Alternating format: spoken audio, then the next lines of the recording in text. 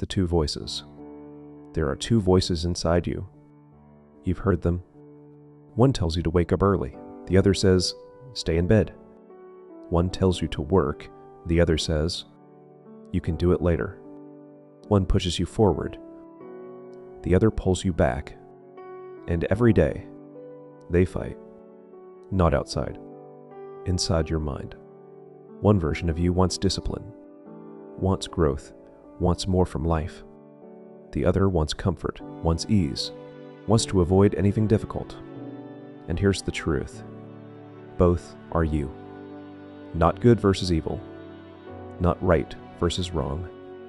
Just two directions. Two paths. Two futures. Every decision you make feeds one of them. Every time you choose comfort, the weaker version grows stronger. Every time you choose discipline, the stronger version takes control. And slowly, over time, one of them wins. That's why some people rise, and others stay stuck. Not because they are different, but because they listen to a different voice. This series is not about motivation. It's about awareness. Because once you see the war, you can't ignore it anymore.